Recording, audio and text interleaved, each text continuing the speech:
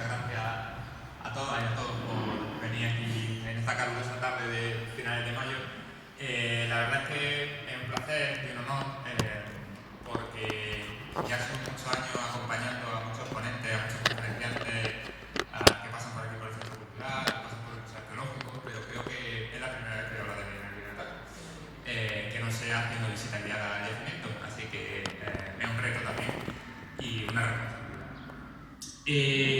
Cuando me propusieron desde la Escuela de Elvira hacer yo una ponencia, tomar la responsabilidad de hacer una intervención, me saltaron muchas dudas porque no sabía realmente qué podía plantear, qué podía decir. Después de estos últimos años que ha habido muchas conferencias, muchas charlas, tanto aquí en el pueblo como en el Museo Arqueológico, sobre distintos aspectos, pues que son los metales, la cerámica, la fauna, la vida cotidiana, las fuentes escritas, la minería, que son las últimas que hemos estado realizando. Así que me atreví a intentar recopilar un poco toda la información que hay dispersa después de muchos años de excavaciones y de investigaciones y intentar ser un poquito polémico, ¿vale? De ahí el título que escogí para la charla. Me van a permitir que lo sea un poco chinche y un poco tocanalice, como suelo ser, pero con un ánimo únicamente de reivindicar la necesidad de defender y poner en valor un yacimiento como el de Medina. Un yacimiento, como decía Paqui, en el que yo llevo más de 20 años participando. Me acordaba, la charla va a tener mucho de relato personal también.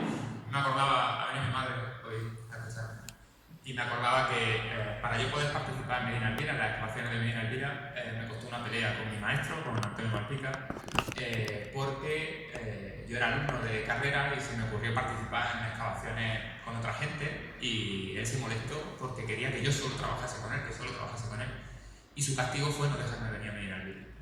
Y tuvieron que ir mis padres al Hotel Center, creo recordar, una mañana a tomar café con él y a decirle, pero ¿cómo no vas a dejar al niño ir a Medina Elvira? Y ahí me empeñé y ahí que participé. Son más de 20 años llevando a cabo excavaciones arqueológicas, 20 años justo, fue en 2005, sí, justo se están celebrando ahora 20 años, haciendo excavaciones arqueológicas, y no solo excavaciones arqueológicas, haciendo investigaciones de laboratorio, haciendo estudios de cerámica, y poco a poco incorporándome a actividades de gestión del yacimiento, actividades que no son solamente participar en las excavaciones, sino intentar llevar a cabo una promoción del yacimiento, una difusión, conseguir fondos para las excavaciones, participar en la elaboración de la cátedra, etcétera. Entonces tengo, si me lo permiten, sobre todo ustedes que son de aquí del pueblo, tanto la Cora, que lleva los mismos años que yo participando del yacimiento, como el ayuntamiento, que ahora tiene la responsabilidad de la tutela y la protección del mismo. Pero creo que tengo la suerte de contar con un conocimiento sobre las entrañas del yacimiento, sobre sus cimientos, sobre sus escombros y sus ruinas, no solo a nivel material, sino a nivel también personal y de mucha gente que ha hecho mucho daño en el yacimiento. No voy a evitar dar nombres, yo creo que no hace falta, pero sí que parte de la charla va a consistir un poco en reivindicar y en defender el cómo un grupo de gente muy joven, ten en cuenta que yo ahora mismo soy el director del grupo de investigación y apenas tengo 40 años, es decir, la gente que está trabajando con nosotros, que llevamos a cabo la investigación en el yacimiento, son todos de 20 y 30 años, algunos recién licenciados como empecé yo, y somos los que estamos a pie de obra, picando, sacando tierra, haciendo investigaciones, promocionando el yacimiento en Polonia, en Italia, en Francia, en Inglaterra, en Madrid, en conferencias, en artículos, en publicaciones, yendo a conseguir fondos al Museo Arqueológico, yendo a conseguir fondos con empresas privadas, yendo a conseguir fondos con proyectos europeos, y me parece que es una cosa digna de tener en cuenta, porque a veces se nos achaca una serie de males que tiene el yacimiento como si nosotros fuésemos responsables, cuando nuestra única responsabilidad es investigar el yacimiento. No somos responsables de ponerlo en valor, ni de difundirlo, ni siquiera tendríamos la obligación de hacer este tipo de charlas como esta tarde. Lo hacemos porque queremos, porque nos gusta y porque queremos defender este. Dentro de la idea que yo tuve sobre la charla y poner un poco un poco el conocimiento sobre el yacimiento, claro, no quería repetir mucho los temas que investigan, que trabajan mis compañeros. compañeros del grupo de investigación, cada uno especialista en temas muy particulares, ¿no? Pues, como digo, en metales, o en fauna, en huesos de animales, o en cerámica, o en estructura. Y yo he intentado ofrecer una visión un poco más general, que tenga que ver más con el territorio, con el patrimonio, no solo lo que es del siglo IX al XI, como bien decía Paqui, que digamos es la vida exacta del yacimiento, o el máximo auge que tiene el yacimiento, sino intentar ofrecer una visión genérica, más amplia, sobre todo el patrimonio que hay en Sierra Elvira, que no se reduce únicamente a Medina Elvira, aunque sea lo que nos concita hoy aquí, lo que todos conocemos de Medina Elvira. Un yacimiento de época andalusí, una ciudad, fue capital de la Cora, comienza oficialmente a mediados del siglo IX, cuando uno de los emires de Córdoba decide que sobre un espacio al pie de Sierra Elvira, en el que se estaba ya concentrando la población de distintos pueblos, de distintas aldeas, de lo que se llaman alquerías, había empezado a concentrarse en ese sitio, en parte por necesidad defensiva, en parte por necesidad de mercado, en parte por necesidad de sacar a la venta del producto agrícola que estaban cultivando. Pues deciden montar una alcazaba, deciden montar una mezquita, un mercado,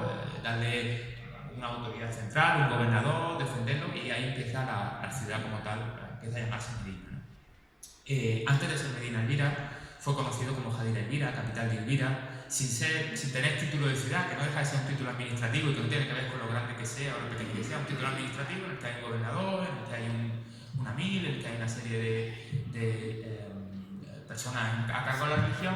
Antes de eso fue considerado Jadir Elvira, y antes que eso fue llamado Castilla por una pequeña fortificación, probablemente de época anterior, que había en uno de los cerros.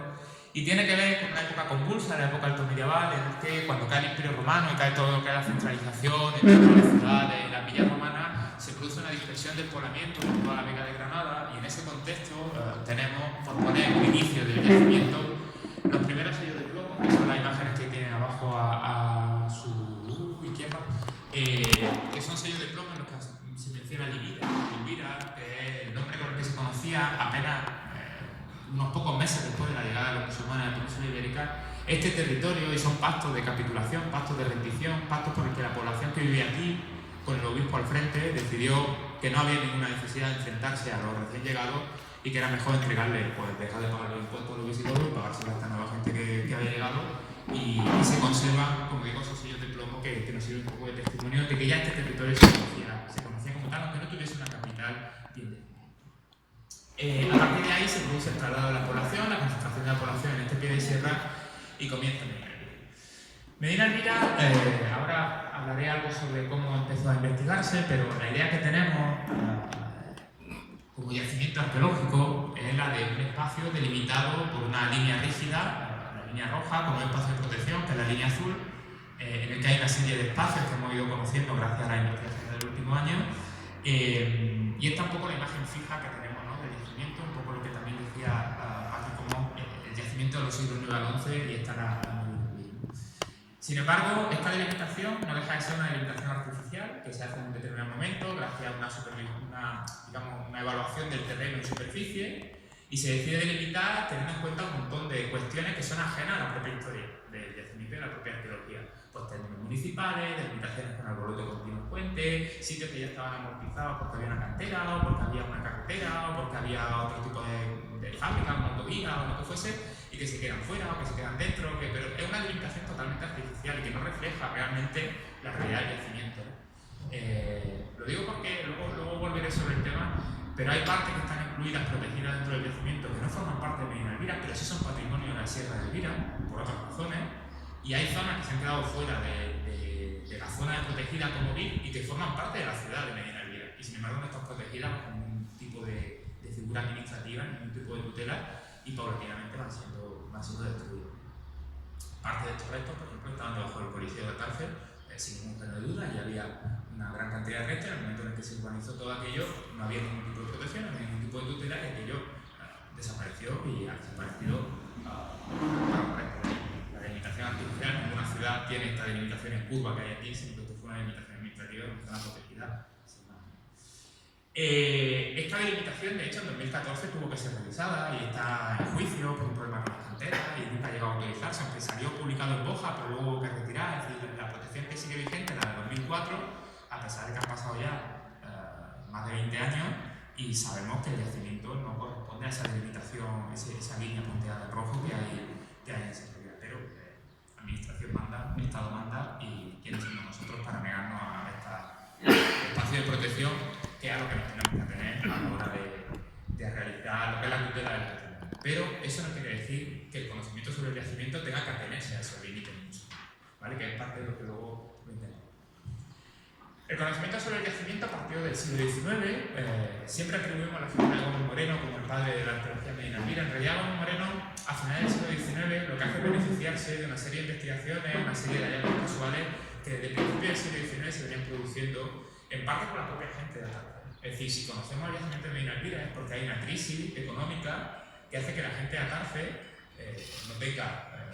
no los contratan para trabajar ni en la azucarera, ni en la fábrica, ni en la feria de Granada de la construcción, y entonces se ve obligado a ir a la sierra y sacar piedra y vender la piedra como material de construcción. Y sacando piedra allí, pues sacaron piedra que ya estaba trabajada, que eran cimientos que se veían en superficie del antiguo yacimiento, y empezaron a sacar muertos. Lo que más destaca Gómez Moreno, sobre todo, es la enorme cantidad de cementerios y de necrópolis que hay.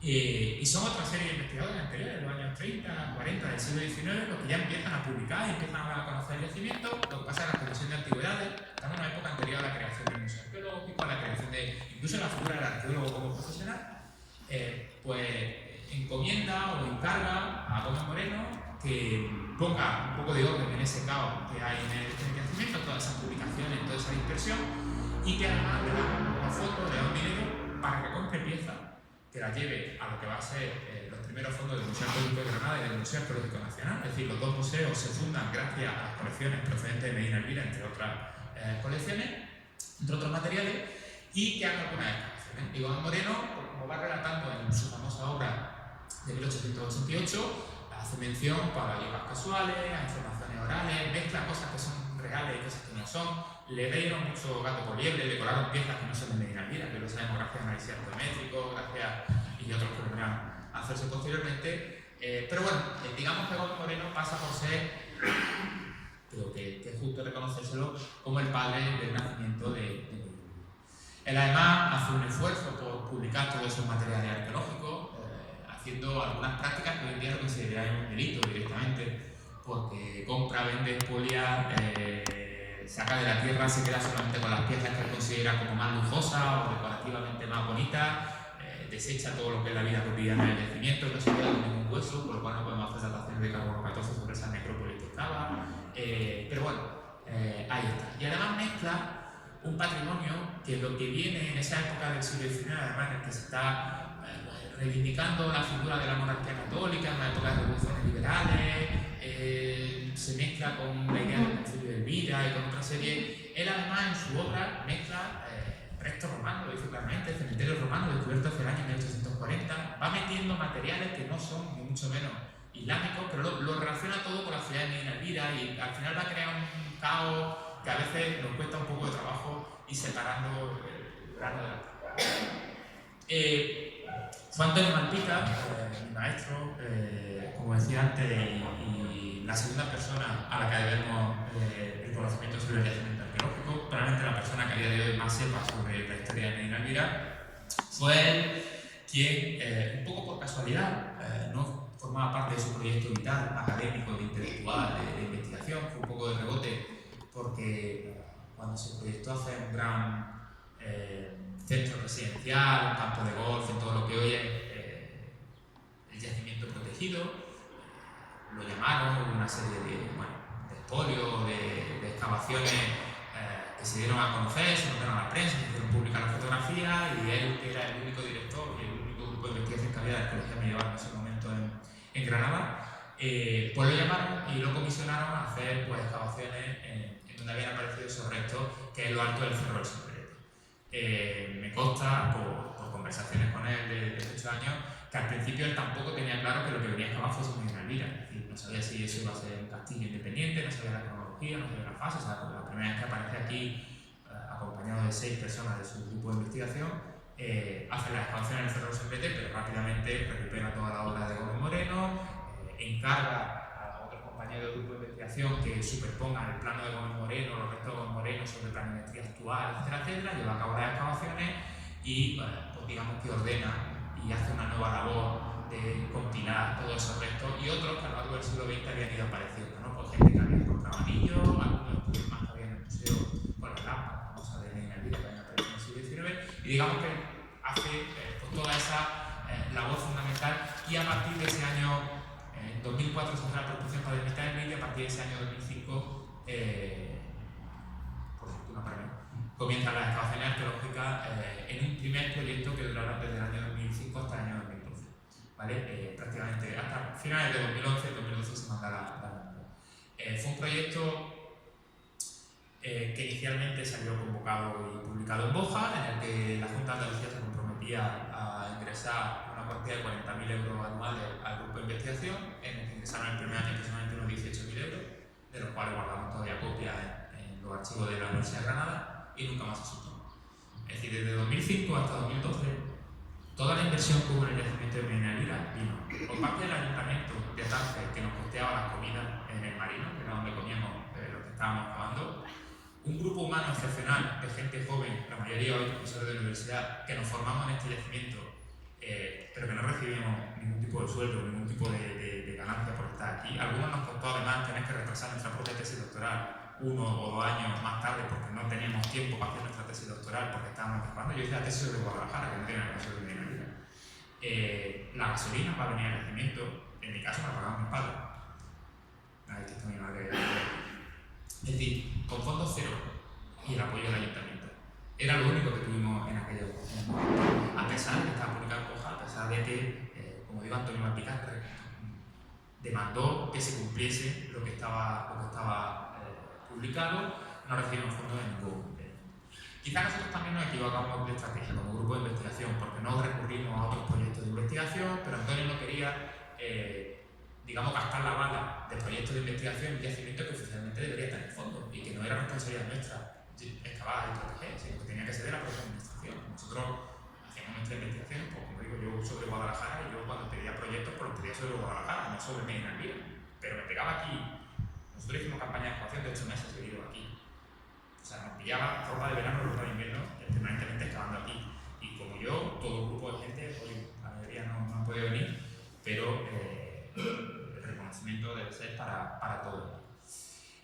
Posteriormente, en 2016, tuvimos la suerte de tener otro proyecto de investigación, y en este caso fue con fondos polacos.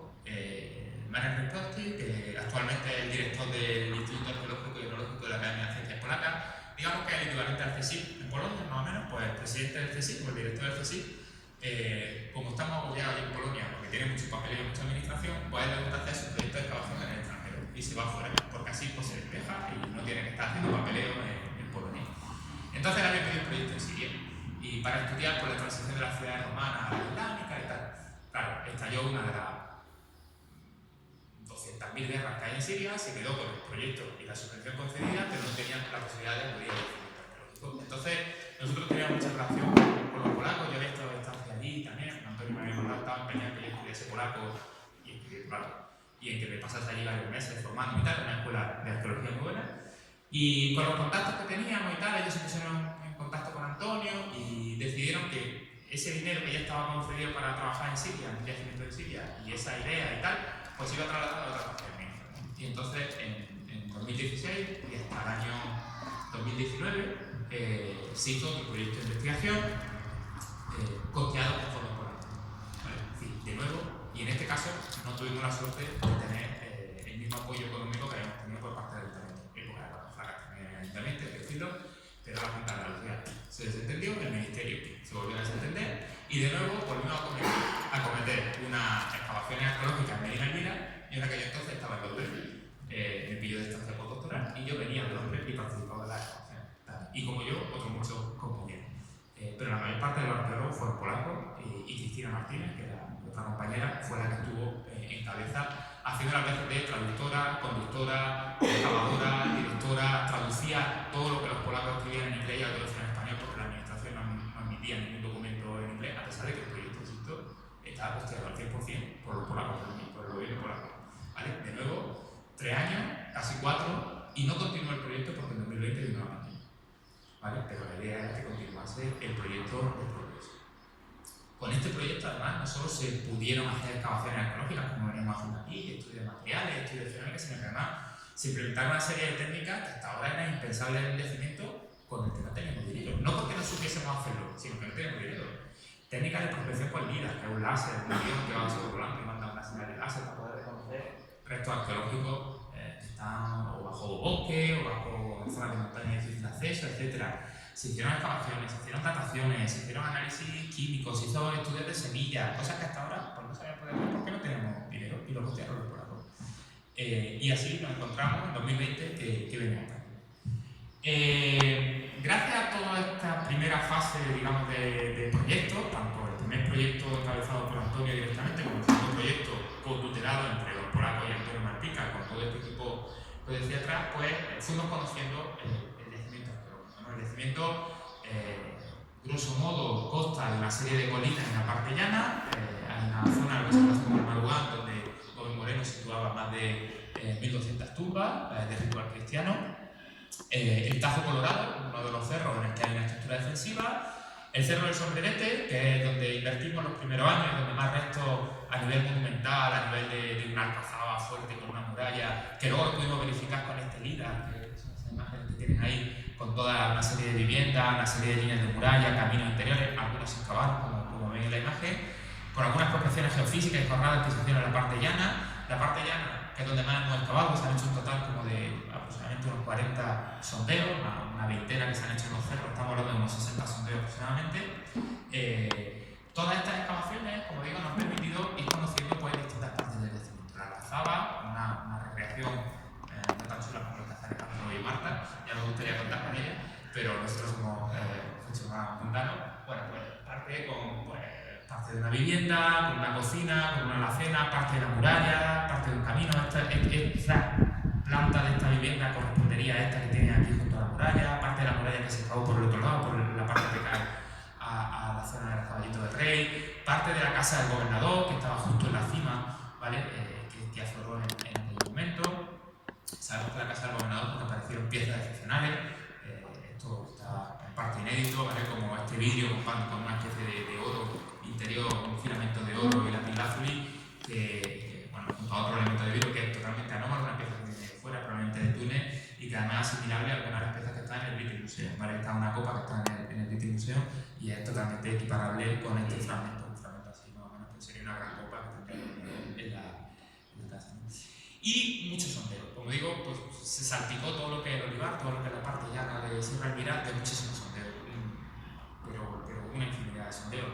Algunos pues estructuras artesanales, esto probablemente son talleres de vidrio, con una zona de horno, con una zona de captación de agua para enfriar los materiales, con una zona de venta en la que solamente hay 3 muros y el frente estaría abierto, porque tendría algún tipo de lona con el que cerraría. Zonas salpicadas de zanja, acueductos, gasoductos, cables que han destruido históricamente todos los restos del yacimiento, pero bueno, como ven, una arquitectura bastante compleja, con patios, con muros, con calles, con distintas viviendas, etc. Algunos sondeos más pequeños, al ver lo que hicimos en el 2007, porque se superpone a más fases distintas, los muros más bajos con una orientación diferente a los muros superiores, calles, pozos, tumbas monumentales, hasta la tumba de un santón, que aparecería cerca de lo que se conoce como pago de la mezquita. Al levantar estas grandes lajas, son grandes ortostatos de piedra de la Mará, 7 grandes ortostatos, y al levantarlos apareció aquí un enterramiento y una serie de niños con hidrocefales enterrados alrededor. Como anécdota diré que un 23 de diciembre estábamos todavía excavando aquí y el 24 tuvimos que venir a tapar los restos antes de irnos de cena de Navidad. O sea, esas eran las condiciones en las que trabajamos. Más restos de viviendas, que son excavaciones en 2009 en otras partes del lugar, un gran cementerio que se hizo con las monjas, también excavado en el año 2009, además con distintas fases de ocupación, porque el cementerio ve que hay unas tumbas que están encima de otras, pero por debajo pasa lo que parece ser un muro muy ancho, quizá una muralla anterior, unos restos de una vivienda anterior que pasa como por debajo de las tumbas, una serie de pozos, en fin, una serie de estructuras, casas con patio, con entradas más grandes de lo habitual, probablemente para dejar el paso de carros o de animales, pozos ciegos que funcionan como letrinas, donde echas todo el excremento y excavamos literalmente la mierda, la fuimos sacando allí a mano. Y finalmente, pues la zona de última intervención dentro de esta primera fase del proyecto, que fue la que hicimos con el equipo hispano-polaco, en un área en la que se mencionaba que había una necrópolis cristiana. Recuerdo que esta necrópolis fue consecuencia de una zanja para un gasoducto que se hizo sin ningún tipo de control arqueológico, que tuvimos que denunciar, y que precisamente por ser nosotros quienes denunciamos, la Junta de Andalucía decidió que como éramos parte denunciante no podíamos hacer las excavaciones, y se nos encargó una arqueóloga de Málaga. Arqueóloga de Málaga que vino, excavó unas tumbas cristianas y dijo, podemos ser visigodos. Sin tener en cuenta que ahí sabíamos perfectamente que había mozárabes, que había lápidas, como la del obispo Cipriano del siglo XI, que hay lápidas que aparecieron ahí, que sabemos que había una comunidad cristiana en Medina Elvira y no tienen por qué ser restos visigodos, pero vamos a ver. En esta zona hicimos una serie, este cortijo aquí donde apareció la lápida que decía antes, lo que está en azul es el gasoducto que había destruido todos los restos que habían aparecido ahí, y nosotros, bueno, con el equipo hispano-polaco, pues hicimos un par de áreas de excavación, un par de sondeos.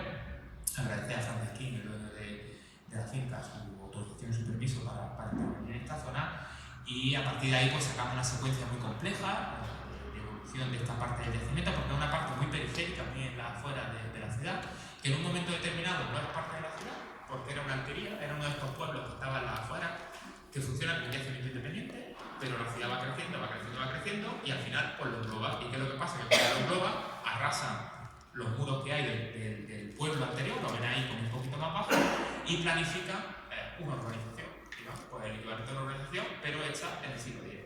¿Vale? Entonces, pues, bueno, mediante los análisis que nosotros hacemos, gráficos, comparando una fase con otra, hacemos adaptaciones en carbono 14, con todo lo que es el estudio de los materiales cerámicos, secuencia de las distintas fases. Estos son trabajos de Cristina Martínez, que forman parte de su doctoral, hecha de ese doctoral, entre otras cosas, sobre Medina Elvira, entre otros materiales, sobre los materiales de Medina Elvira, el 15 de septiembre la defiende en Polonia, porque nadie le ha dado una beca para hacer este estudio en España.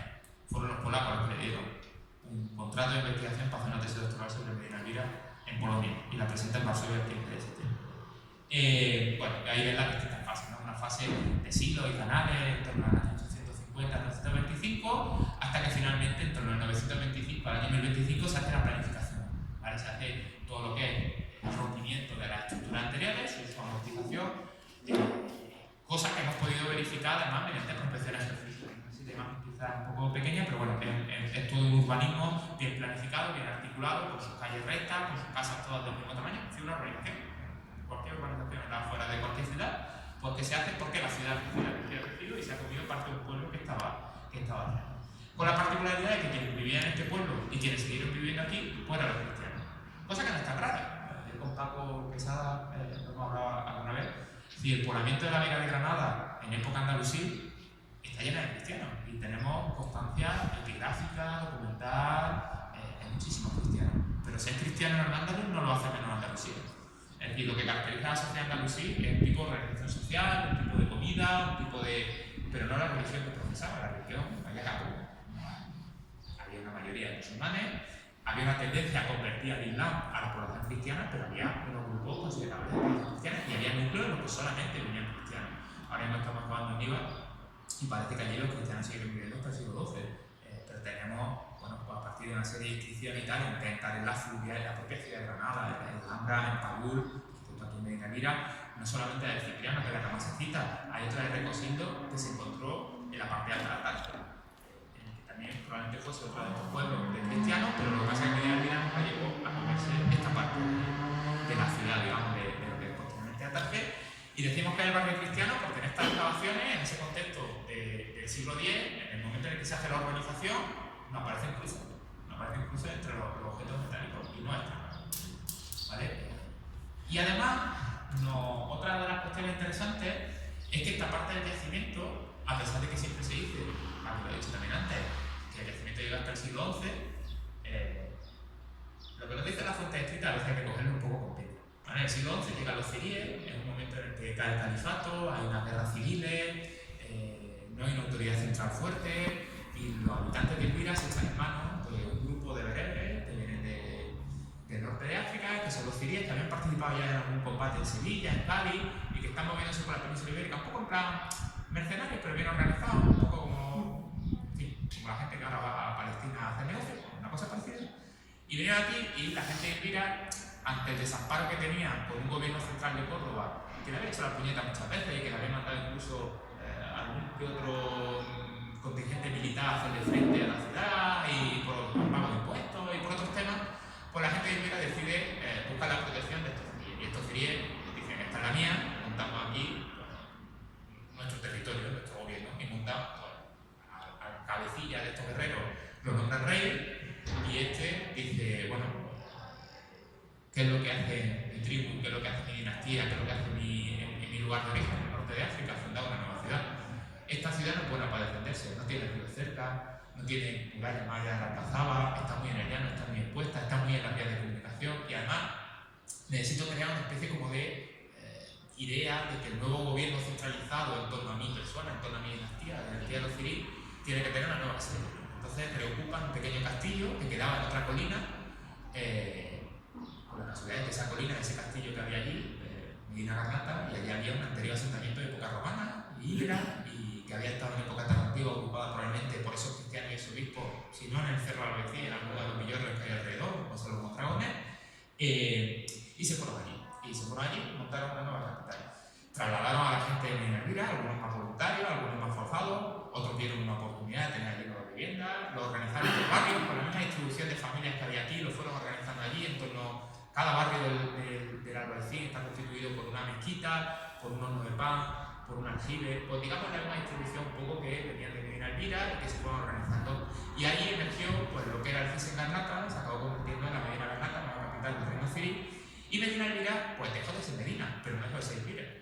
Es decir, perdió el título de ciudad, perdió el título administrativo de Medina, pero la gente sigue viviendo aquí. Y las excavaciones arqueológicas aquí nos han indicado, sobre todo aquí, que con los polacos que hemos hecho dataciones de carbono 14 y hacer un estudio más sistemático de la cerámica, nos ha indicado que la gente se vive aquí en el siglo XI, en el siglo XII, y luego veremos que en otras partes del yacimiento incluso hasta el siglo XVI. ¿Vale? Esta es la batería de dataciones radiocarbónicas que tenemos en el yacimiento. ¿Vale?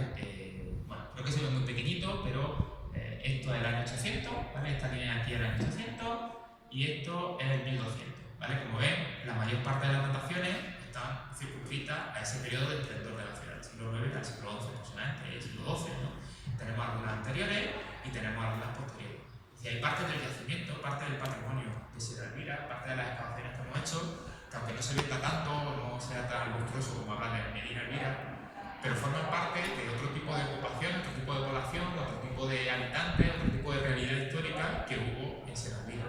Tanto restos de época visigoda, que no son los que Leticia Salvago publicó como necrópolis visigoda, como los restos de lo que luego fue la alquería de Elvira, que estuvo ocupada por moriscos hasta el siglo XVI. Hace poco hablamos sobre el libro de Apelo, el Parlamento, que ya tuvo un primer estudio por Manuel Barrio, que luego ha transcrito y publicado Lorenzo Padilla. Bueno, pues tenemos las dataciones y tenemos los restos arqueológicos y los restos materiales de este proyecto. Doy un paso atrás y vuelvo a hablar del tema del Malvar. Estas 1200, 1700 tumbas, que en parte por lo que se conoce Medina Elvira en el siglo XIX y la importancia que tiene Nuevo Moreno, a día de hoy sabemos que no son parte de Medina Elvira. De hecho, que no son ni Elvira. Es decir, una gran necrópolis del siglo VI, probablemente relacionada con un ataque que hace Leovigildo a los bizantinos que están en la costa de Granada, y se produce un gran enterramiento, y todos los materiales, tanto la cerámica, las lucernas, las fíbulas, los broches, los anillos, todo nos da un arco cronológico súper cerrado, ¿vale? Que coincide más con las dataciones que tenemos estas tempranas, ¿vale?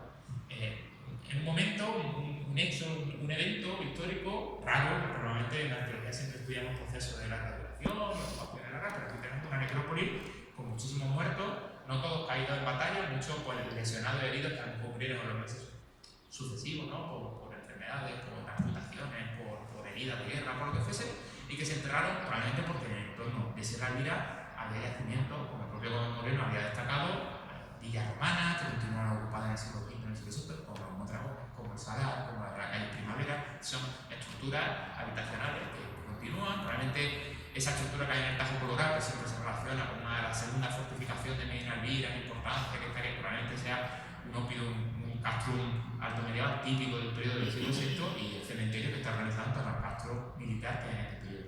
Y eso es otro patrimonio de Sierra Elvira, que no es ni más ni menos importante que Medina Elvira, que está incluido dentro de la delimitación como BIC de Medina Elvira, que no es Medina Elvira, que es otra cosa, es otra realidad histórica, es otro periodo totalmente diferente. ¿Vale? Lo mismo ocurre con las cronologías Andalucía. La última fase de investigaciones, que es la que yo he pasado ya a dirigir, comenzó después de unas negociaciones en el año 2021, finalmente empezó en el año 2022, que es la carrera con Moreno, que concilia los intereses entre el plan de mecenazgo de la Universidad de Granada, es decir, la necesidad que tiene la Universidad de Granada de captar fondos de donde sea para poder llevar a cabo la investigación, con una empresa de paneles solares y de energía limpia que se amparan en el proyecto del gobierno del plan de transición ecológica, en el que las administraciones autonómicas no se pueden negar a conceder permisos para que este plan se lleve a cabo. Entonces pues se llena todo de paneles solares y a costa del destrozo que hacen los paneles solares en media Andalucía, pues esta empresa invierte parte del beneficio económico que van a obtener en el futuro, lo invierten a presente para poner en valor, proteger, salvaguardar, dar a conocer o restos naturales o restos arqueológicos que hay en los distintos municipios por los que pasan. El caso de Atarfe es realmente particular para tener la central eléctrica de Caparcena y se ve beneficiada de una de estas estaciones.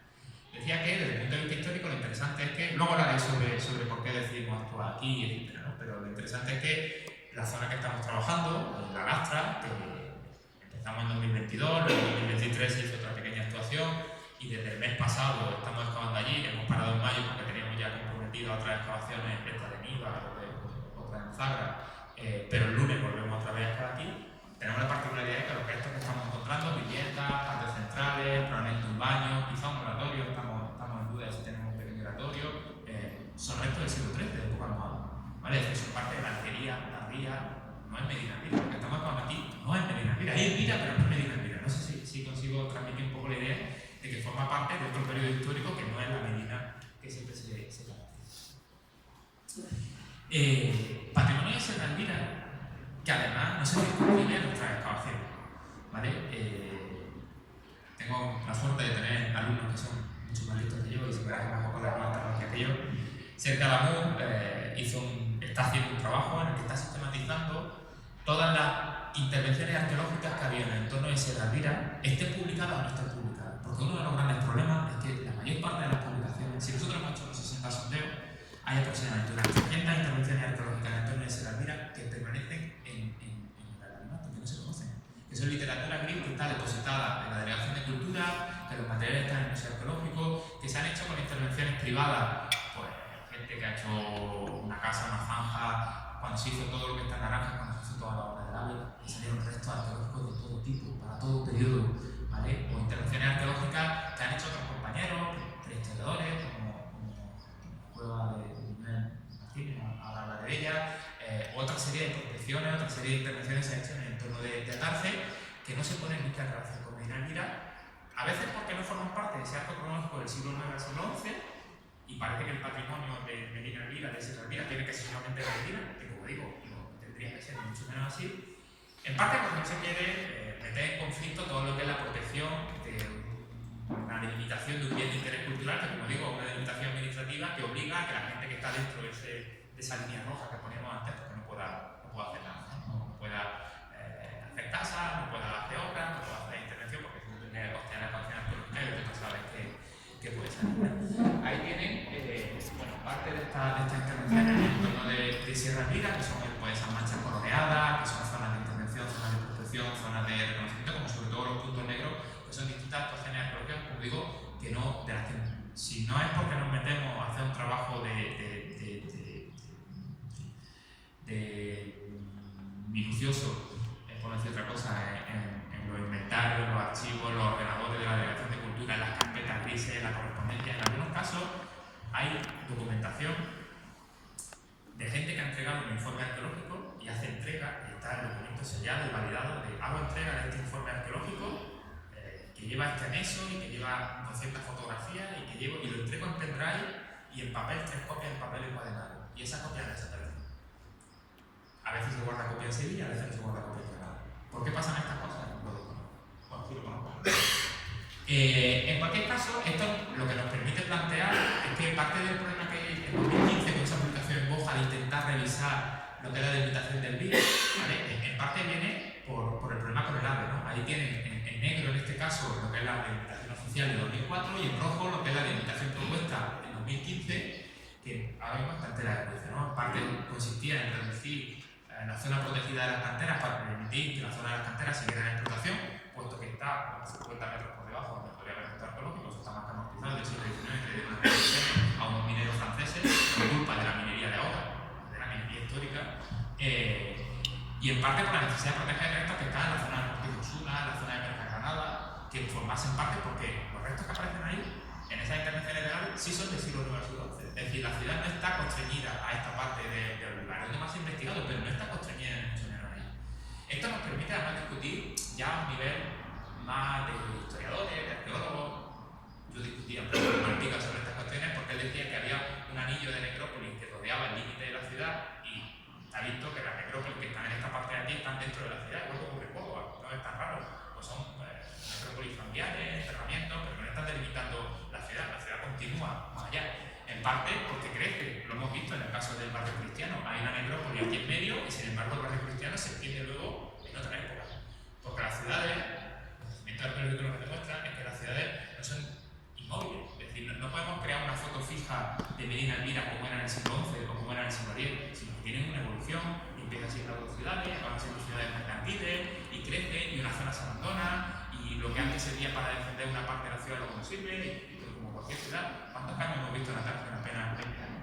Preguntando este pueblo, ¿cuántos barrios se han creado nuevos? ¿Cuántos con una ciudad que vive 400 años o que tiene una ocupación de 400 años?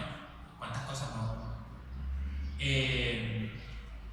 Esto nos permite además plantear unas cuestiones sobre densidad arqueológica, es decir, todo este patrimonio que debería protegerse de Sierra Elvira, que no debería quedar solamente delimitado al BIC de Medina Elvira, nos permite entender además que parte de las zonas que están protegidas como BIC no son ni siquiera las zonas en las que más densidad de restos arqueológicos hay, ¿vale? Bueno, aquí tienen, esta es la zona protegida de Medina Elvira, esta es la zona protegida de Irurco, de Pinos Puente, ¿vale? Del Cerro de los Infantes, ¿vale?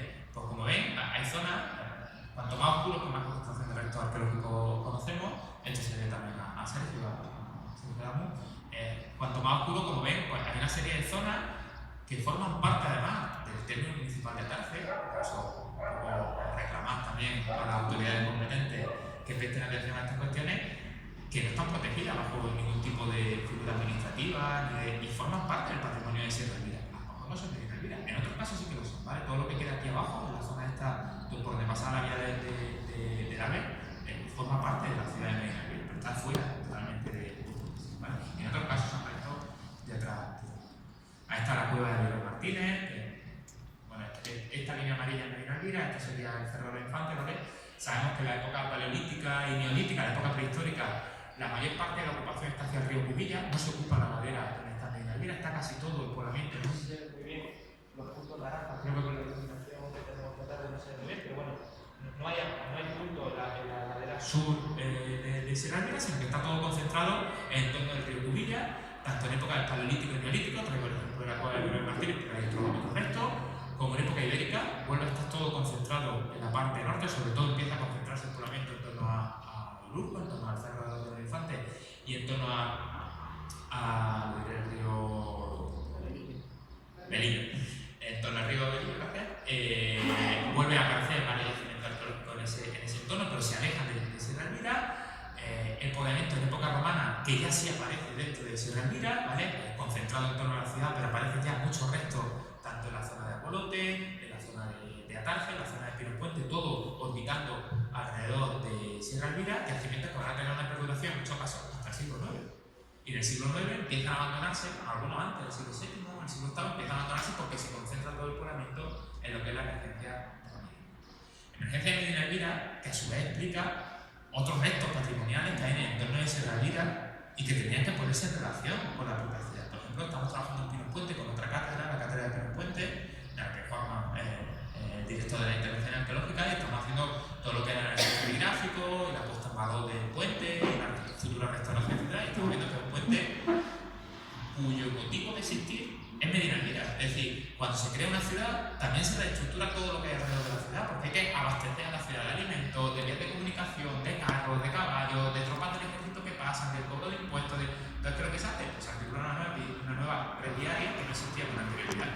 Y el testimonio que tenemos en el puente, un puente de época probablemente viral, estaba viendo si viral o califal, pero bueno, de época andalusí, y cuya explicación denominación es Medina Elvira. Y no, parece que tenemos la suerte en este caso de que yo soy el codirector de las dos cátedras, entonces yo no puedo poner en relación, pero cuántas más cosas se nos están pasando desapercibidas, ¿no?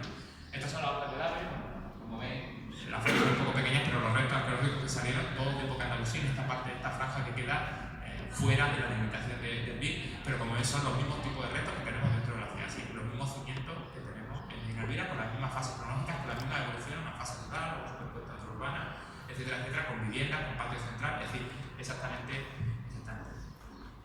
Pero el patrimonio, como decía antes, no solamente se circunscribe a época medieval. Los que somos arqueólogos medievalistas nos hemos quejado toda la vida de que antiguamente se destruían restos arqueológicos de época medieval porque los prehistoriadores y los arqueólogos clásicos no consideraban que lo medieval tuviese que ser objeto de estudio arqueológico y no lo estudiaban. Pues nosotros estamos haciendo lo mismo. Los medievales nos quedamos ahí, no estudiamos los restos modernos y no estudiamos y el patrimonio industrial. Sierra Elvira tiene un patrimonio que es la leche. Tiene una red de cortijos que explica el origen del capitalismo agrario que no hay en otro lugar. Tiene toda la historia de la implantación del olivar en el siglo XIX. Tiene toda la historia de la remolacha azucarera que había antes. Tiene la historia de los orígenes de la minería. Estamos documentando, junto con gente del Instituto Geológico Minero vinculado al CSIC, todos los sistemas de cantería histórica, algunos de los cuales son los tamaños de los sillares que hay en el Carlos V. Es decir, es de donde se extrajo la piedra para construir el Carlos V en el momento en el que se pensó Granada como capital del imperio de Carlos V, ¿vale? Antes de que Felipe II lo trasladase a Madrid. Pues tenemos el patrimonio aquí, tenemos las obras de cantería. Aquí, aparte de canteras, para todos los edificios barrocos, aceras, la caliza crinoidea, tanto la gris como la blanca, que se confunde con mármol, está siendo utilizada en estos momentos. Y eso forma parte del patrimonio. Siempre se ha visto como un problema del yacimiento de Medina Elvira, porque no hemos fijado en el patrimonio siempre en términos de la ciudad de Medina Elvira, ¿no? Y claro, como las canteras han destruido parte de las murallas, parte de la alcazaba, parte de las viviendas, pues lo hemos considerado un problema, cuando en realidad es una ventaja, porque es una fase más de añadido. Cuando tenemos una iglesia con un origen visigodo, una fase románica y una fase gótica, no consideramos que el gótico sea un problema para la fase visigoda, sino un añadido histórico, ¿no?, que explica su larga ocupación, su largo interés, ¿no? Nos vamos a una iglesia de León, de Zamora, pues aquí ocurre exactamente lo mismo, no es un problema. Lo que pasa es que hay que analizarlo en su contexto y en su dimensión histórica y en su largo proceso histórico del patrimonio de Sierra Elvira, igual que la azucarera, igual que la antigua vía desaparecida de un trenecillo que pasaba entre la cementera y la zona de extracción de árido y que por las condiciones geofísicas no sabía, oye, ¿esto qué será? ¿Qué será? ¿Qué será? Y gracias, no sé si está por aquí, pero gracias a la página web, a la página de Facebook de Historia de Alcácer, conocimos que está, que es un tren que se utilizaba. La gacetilla. La gacetilla, que tengo la cabeza cuando me hace cosas. Entonces, por las curiosidades de Mirense, pues conocimos, gracias a una foto, un artículo que escribió, y entonces pudimos relacionar ese dato geofísico que nos salía anómalo, que no sabíamos qué era, con esa serie de cuestiones, ¿no? Con el libro atrás en el papel. Y entramos ya en la última fase, la última parte de la charla, y qué es lo que estamos haciendo, ¿no? Cuando Antonio Malpica anuncia su jubilación y físicamente no está en condiciones, está todo el día en el campo y empieza, bueno, a delegar responsabilidades académicas en este grupo de gente joven, lo primero que hicimos, junto con el resto de compañeros, fue intentar poner en orden todo ese nuevo caos que había sobre el yacimiento de Medina Elvira, ¿no? Meternos a ver registros que estaban sin publicar, toda esta literatura gris, todo lo que hay, fondos del museo, fondos de la Delegación de Cultura, noticias en prensa, etcétera, etcétera. Conseguimos hablar con algunos arqueólogos privados con los que tenemos cierta relación, cierta buena relación, y algunos de las excavaciones arqueológicas que ellos habían hecho lo hemos podido publicar, porque están publicados en artículos en revistas en abierto, pero en muchos casos son sondeos de 1 por 1, de 2 por 2. Necesito una zanja para poner una zapata para sostener un poste de un cable de luz, y salieron unos muros o salieron unos enormes sillares como nunca se han visto en Medina Elvira de estas dimensiones, muros con solerías, con pavimento o canalizaciones hechas en yeso, pero el resto es una zanja. Y entonces, bueno, pues hicimos el esfuerzo. Esta es Sierra Elvira, ¿no? Esta es la parte del olivar, estas son las intervenciones, pues mediante pequeños sondeos, mediante catas, pues conseguimos hablar con estos arqueólogos, que son en algún caso colegas, y pudimos sistematizar, ordenar y publicar toda esta información que está en dispersa, ¿no? Otra de las funciones a las que nos encomendamos el grupo de investigación es intentar poner en relación Medina Elvira con su entorno. Es decir, Medina Elvira, ya lo he dicho antes, no solo el tema de Pilar Puente, Medina Elvira es también el origen de un proyecto europeo que ahora llevamos a cabo desde la Universidad de Granada, que tiene que ver con el impacto ecológico, ambiental de las transformaciones que se llevan a cabo con esto que se llama la Revolución Verde, que es el momento en el que llegan un montón de cultivos que no existían antes en la península ibérica, el arroz, los cítricos, la espinaca, la berenjena, el momento en el que surge toda esa red de acequias, toda esa agricultura de regadío, nuevas prácticas ganaderas, desaparece el cerdo, hay que suplementarlo con otras proteínas, aumenta el tamaño de la oveja, aumenta el tamaño de la gallina, en fin, una serie de cambios, sobre todo ecológicos que hay, y esta idea se nos ocurrió en Medina Elvira con una serie de problemas que teníamos y empezamos a pensar, bueno, ¿qué ocurre con este yacimiento? ¿Qué ocurre con la vega de Granada? ¿Qué ocurre con la vega tan rica en acequia, con esa extensión de cultivos que hay tan prolijo, y en Medina Elvira que no tenemos nada de agricultura de secano? Todos los estudios de semillas no hacen nada más que demostrar que había vid, que había manzanas, que había cereales, que había trigo, que había mijo, que había... Pero ¿y cuándo surge toda la vega de Granada? Y la vega de Granada surge de una vez y tiene que ver con los cirios, tiene que ver con los omegas, tiene que ver... Bueno, hemos hecho un estudio acequia por acequia, parcela por parcela, partidor por partidor, de toda la acequia gorda, la hemos dibujado una a una, la hemos cotejado con documentación histórica, con el apeo, hemos demostrado que en algunos casos las huertas originales son más grandes y luego están rotas por ejemplo, el camino de Santa Fe, cuando los reyes católicos fundaron los reyes de Alcázar y hacen un camino y rompe parte de una vega. Lo hemos cruzado con todas las topolíneas árabes y hemos reconstruido cómo era el sistema original de la acequia gorda, todas las pequeñas acequias, todas las pequeñas huertas que conformaron la vega.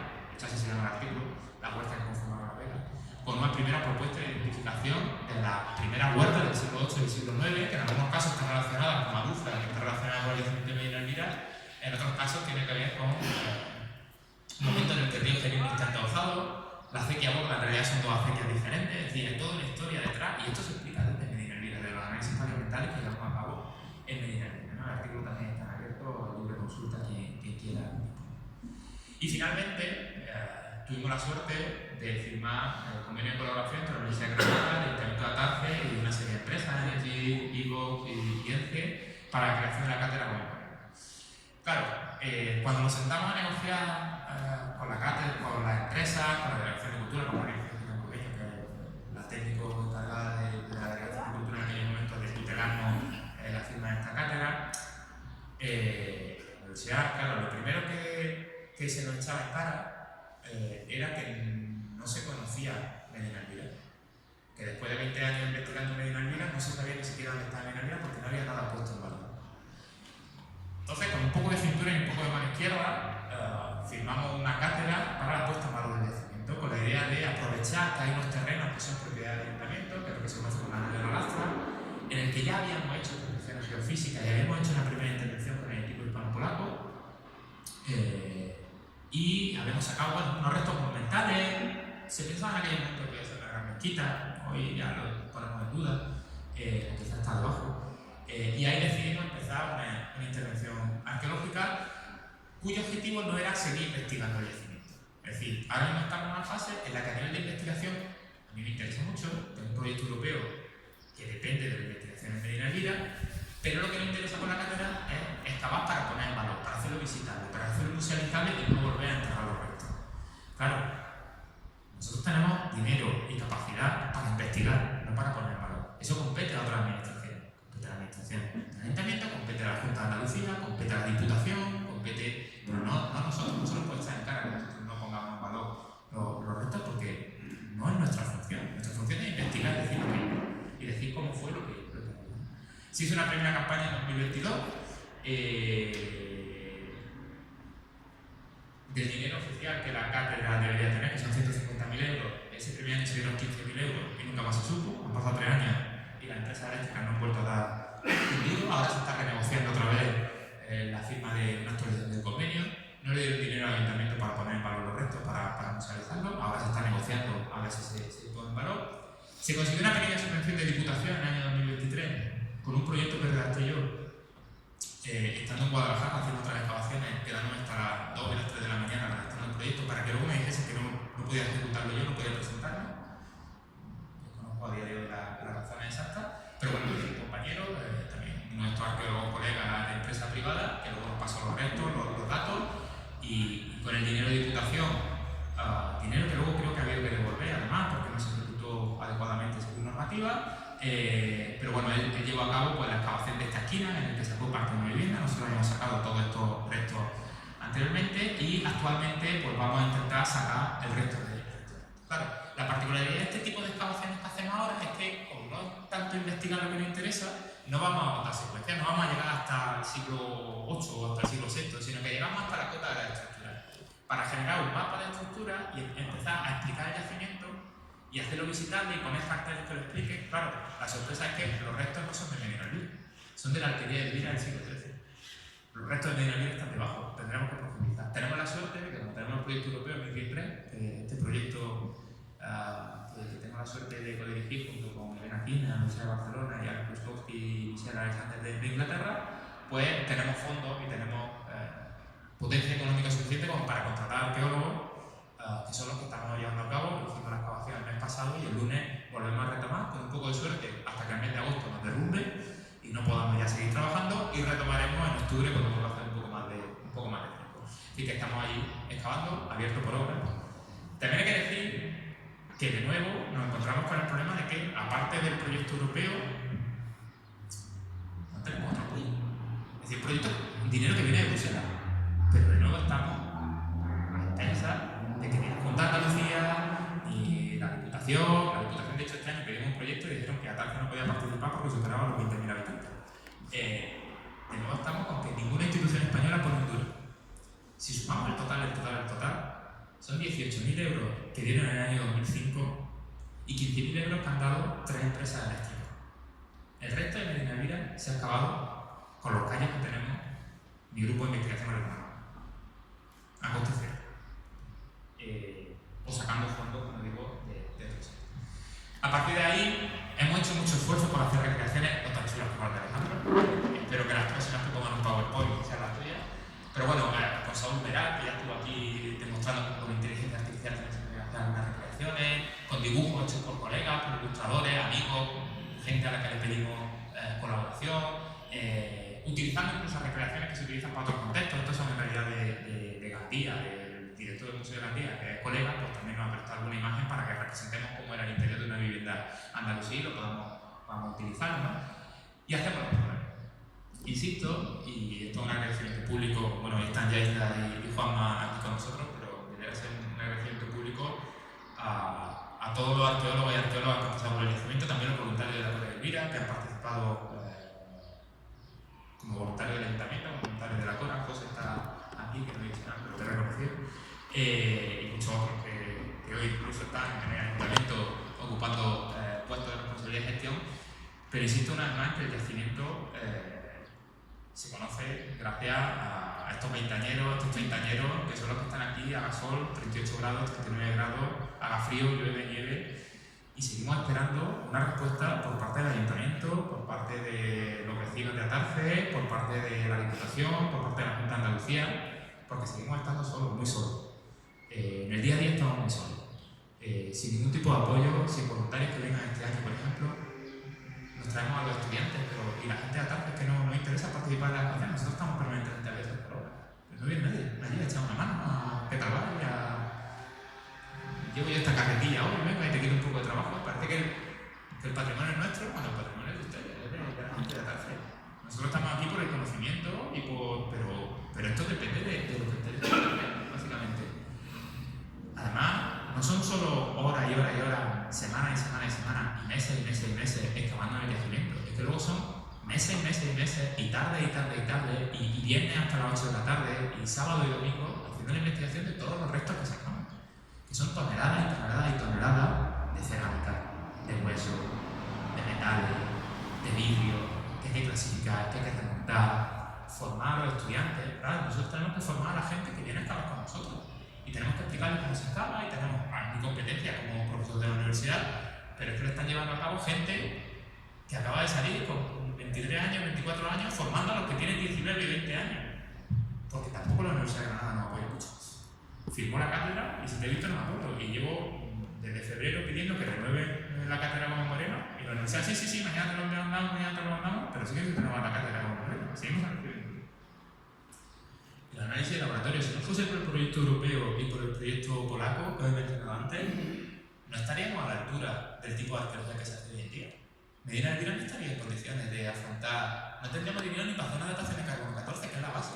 Y no digamos ya análisis de metales, de metalurgia, análisis isótopo de ADN sobre los huesos que hemos excavado, análisis arqueológicos, eso cuesta dinero, cuesta los equipos, cuesta mandar las pruebas a los laboratorios, cuesta. Pues lo hacemos gracias a la suplementación de batidos proteicos que nos dan los proyectos europeos o la gente que le interesa. No admito que se diga que nosotros no hemos puesto en valor el yacimiento y que no hemos dado a conocer el yacimiento. No hemos partido el lomo por dar a conocer el yacimiento. Conferencias, charlas, cursos, jornadas de puertas abiertas, domingo, aquí a las 9 de la mañana. Yo salía aquí de alguna imagen. Hasta mis niñas vienen a excavar cuando están conmigo y no se pueden quedar porque por favor está trabajando. Ellas nos tienen que encantar, pero hemos hecho exposiciones, como la exposición del Parque de la Ciencia, cuando se celebró el Milenario de Nada, pero hemos llevado a cabo todo tipo. Esto ha sido una búsqueda rápida en el ordenador a las 6 menos 10 antes de que me recogiese Borja con el coche. Colaboramos en hacer cómics, hacemos exposiciones, hacemos cursos aquí, hemos hecho exposiciones, cursos en la universidad, programas de radio, noticias en prensa. Nos molestamos nosotros en llamar a los periodistas que vengan, que nos hagan reportajes. Están en ferias internacionales de restauración, de patrimonio. Llevamos conferencias al Museo Arqueológico de Granada, llevamos conferencias al Museo Arqueológico de Madrid, hacemos publicaciones científicas en el Journal of no sé qué, no sé cuánto en inglés, pero lo hacemos en español, lo hacemos en catalán, lo hacemos en italiano. Lo ha hecho Antonio Malpica toda la vida, lo he hecho yo, lo hacen mis compañeros, lo hace Cristina, dando a conocer el patrimonio de Atarfe. Ahí tenía a Cristina con uno de los postres que presentó en Rávena, en Italia, sobre cerámica. Esto es un domingo a las 9 de la mañana, en plena pandemia, y yo 122 kilos, 123 kilos. En plena pandemia, ayer tiene una visita guiada, un domingo por la mañana, que partimos el loco por el yacimiento. Y nosotros tenemos claro qué es lo que queremos. Es decir, nosotros hemos cogido una zona de actuación, la Nave de la Lastra, hemos llevado a cabo unas excavaciones arqueológicas, se hicieron en 2022, apoyamos la intervención en 2023 y nadie protege esos restos. Y esos restos, lo primero que hemos tenido que hacer cuando hemos llegado el mes pasado fue limpiar toda la montaña de barro que había. Solamente el ayuntamiento, la actual corporación, decidió hacer una actuación muy acertada, fea, estéticamente fea, lo reconozco, pero muy acertada, poniendo unos bloques de hormigón que previenen que no haya más riadas, que no entre más. Ha sido la primera vez, esta corporación actual, ha sido la primera vez que ha puesto en valor el yacimiento. Porque anteriormente no había fondos económicos de ningún sitio, no había. Y no sé de dónde sacaste los fondos, no sé si es de Diputación, no sé de dónde saliste, pero os lo montaste súper bien y conseguiste. O a pulmón, y conseguiste. Pero después de estar en 2022, estos aquí 2 meses, en unas condiciones personales que algunos conocéis, desastrosas para mí, ese verano llovió y se quedó así en el sendero. Y así nos encontramos, estos son los vuelos que hacemos, así nos encontramos. En 22 días de trabajo efectivo, gracias a Juanma sobre todo, y al equipo, como digo, de arqueólogos que siguen este loco que les está hablando, lo hemos dejado así. Así es como estaba hoy es día 29, pues hace 29 días que dejamos el yacimiento a expensas del lunes volver a excavar. ¿Vale? Tenemos mucho más restos, están saliendo restos por la parte norte, un muro de grandes dimensiones.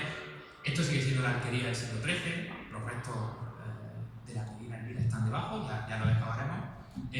Nosotros tenemos un proyecto claro de lo que queremos hacer con el yacimiento. Queremos poner el valor, queremos hacer las excavaciones, queremos darle la dimensión internacional que se merece este yacimiento, pero no sé si toda la ciudadanía de Atarfe tiene claro lo que va a hacer con el patrimonio de Sierra Elvira. Hay algunos, como la Coda de Elvira, que aparte de la labor cultural que ya han explicado aquí, aparte de la labor de difusión, como esta propia charla, muchos están recogiendo basura, hacen recogidas, pero escombros, ruinas y cimientos en Sierra Elvira, como decía el título de la charla, está lleno. Actuaciones, claro, como está fuera de pie, pues no no hay que pedir permiso ni hay que hacer nada. Esta es una foto que mandé a Jenny a Yolanda, me parece, hace un mes, una cosa así. Pues alguien había metido una máquina para hacer, no sé si un pozo o una extracción o lo que sea, en una parte en la que sabemos que es resto arqueológico, porque están fuera del vídeo. Como no están protegidos, pues tienen permiso para hacer lo que les dé la gana. Y destruyen la cementera esta que se cae en cacho. Le dan más uso y la ponen más en valor los raperos que hacen videoclip dentro de la cementera. Porque así, está YouTube lleno de raperos, allá hay rock o juegos de guerra, y es un uso legítimo para el patrimonio de ese. Es que también hay que tener la valentía, el atrevimiento y la generosidad de considerar que poner en valor un yacimiento arqueológico o el patrimonio de Sierra Elvira no consiste solamente en dejarlo enterrado como hasta ahora, sino en afrontar, pues a lo mejor es que invertir en hacer juegos de guerra aquí, pero con seguridad, es el futuro de la cementera. O hacer aquí un estudio de grabación de videoclip, ¿por qué no? Y fomentar los cómics, fomentar las creaciones, fomentar los paseos a caballo, y el yacimiento no tiene que ser abierto, no tiene que ser un espacio estanco cerrado en el que no se pueda hacer absolutamente nada. Mejor que se use, que se viva, que se limpie, que se visite, que participen voluntarios en las excavaciones, que haya un mano a mano entre todos los que estamos interesados en proteger, defender y dar a conocer este yacimiento, a que nosotros sigamos partiéndonos el lomo meses y meses y meses, publiquemos nuestro journal o no sé qué, no sé cuánto en inglés, con nuestro paper que nos sirve para nuestro currículum, nuestro diseño de investigación y futura cátedra, espero dentro de poco, y el yacimiento nos sigamos encontrando lleno de escombros, lleno de basura, porque es que da pena.